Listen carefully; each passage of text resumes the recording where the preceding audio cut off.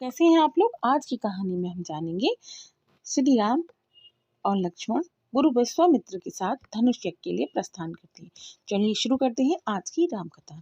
दूसरे दिन राम और लक्ष्मण अपने नित्य कर्म से निवृत्त हुए और प्रणाम करने के उद्देश्य से गुरु विश्वामित्र के पास पहुंचे। वहां उपस्थित आश्रमवासियों तपस्वियों से राम और लक्ष्मण को ज्ञात हुआ कि मिथिला के राजा जनक ने यज्ञ धनुष का आयोजन किया है। उस धनुष यज्ञ में देश देशांतर के राजा लोग भाग लेने के लिए आ रहे हैं। रामचंद्र ने गुरु विश्वामित्र से पूछा, गुरुदेव, इस धनुष की क्या विशेषता है और इस यज्ञ का आयोजन का उद्देश्य क्या है?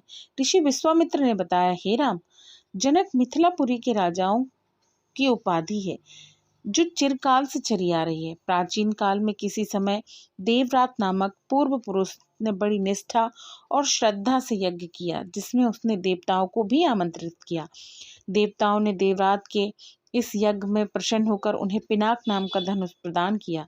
यह धनुष अत्यंत सुंदर, भव्य और गरिमामय है और साथ ही साथ यह बहुत भारी और शक्तिशाली भी है।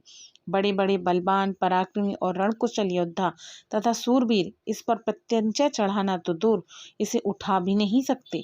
अपनी एकमात्र रूपवती एवं लावण्यमयी कन्या सीता के स्वयंवर के लिए मिथिला नरेश ने प्रतिज्ञा की है कि जो भी पराक्रमी पुरुष, राजकुमार या राजा इस धनुष पर प्रत्यंचा चढ़ा देगा, उसके साथ भी अपनी कन्या का विवाह कर देंगे। अनेक देशों के राजा एवं राजकुमार भारी संख्या में इस यज्ञ में भाग लेने के लिए मिथिलापुरी पहुंच रहे हैं। हम लोगों को भी इच्छा इस यज्ञ को देखने की है, अतः तुम भी हमारे साथ मिथिलापुरी चलो। उसे देखकर तुम लोगों को भी प्रसन्नता होगी। महर्षि के आदेशानुसार राम और लक्ष्मण ने भी विश्वामित्र तथा अन्य ऋषि मुनियों के साथ मिथिलापुरी की ओर प्रस्थान किया।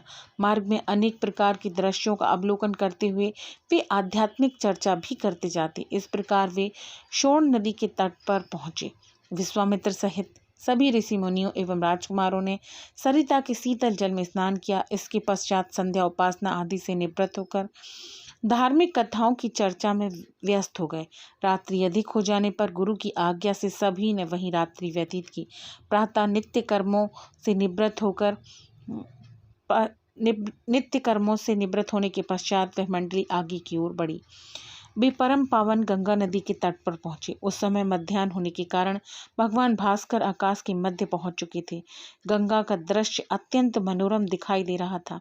अटखेलियां करती हुई लहरों में सूर्य की अनेकों प्रतिबिंब दिखाई दे रहे थे।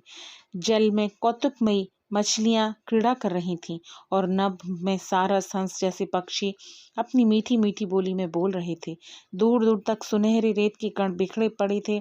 तटवर्ती वृक्षों की अनुपम शोभा दृष्टिगत हो रही थी।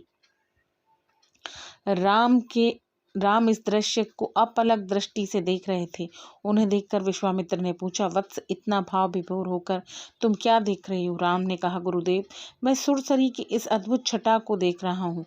इस परम पावन शलीला के दर्शन मात्र से मेरे हृदय को अपूर्व शांति मिल रही है। भगवान, मैं आपके श्रीमुख से यह सुनना चाहता हूँ कि इस कलुष हरणी पवित्र गंगा की उत्पत्ति कैसी हुई? राम का प्रश्न सुनकर ऋषि विश्वामित्र बोले, हे राम, अनेक प्रकार के कष्टों और तापों का निवारण करने वाली गंगा की कथा अत्यंत मनोरंजक तथा रोचक है। मैं तुम सभी को यह कथा सुनाता हूँ। ऋषि विश्वामित्र के इस प्रकार कथा सुनाना आरंभ किया। पर्वतराज हिमालय की अत्यंत रूपवती, लावण्यमयी एवं सर्वगुण संपन्न 2 कन्याएं थीं। इन कन्याओं की माता सुमेर पर्वत की पुत्री मैना थी। बड़ी कन्या का नाम गंगा तथा छोटी कन्या का नाम उमा था। गंगा अत्यंत प्रभावशाली और असाधारण दैवीय गुणों से संपन्न थी। वह किसी बंधन को स्वीकार न कर मनमाने मार्गों का अनुसरण करती थी। उसकी इस असाधारण प्रतिभा से प्रभावित होकर देवता लोग विश्व के कल्याण की दृष्टि से उसे हिमालय से मांग कर ले गए। पर्वतराज की दूसरी कन्या उमा बड़ी तपस्विनी थी। उसने कठोर एवं असाधारण तपस्या करके शिव जी को वर के रूप में प्राप्त किया। विश्वामित्र के इतना कहने पर राम ने कहा, हे भगवान, जब गंगा को देवता लोग सुरलोक ले गए तो वह पृथ्वी पर कैसे अवतरित हुई और गंगा को त्रिपथ का क्यों कहते हैं? राम के इस प्रश्न का उत्तर देते हुए ऋषि विश्वामित्र ने कहा, सुरलोक में विचरण करती हुई गंगा से उमा की भेंट हुई। गंगा ने उमा से कहा कि मुझे सुरलोक में विचरण करते हुए बहुत दिन हो गए हैं। मेरी इच्छा है कि मैं अपनी मातृभूमि पृथ्वी का विचरण करूं। उमा ने गंगा को आश्वासन दिया कि वे इसके लिए कोई प्रबंध करेंगी। इसके आगे की गंगा की पृथ्वी पर आगमन की कहानी सुनते हैं अगली वीडियो में।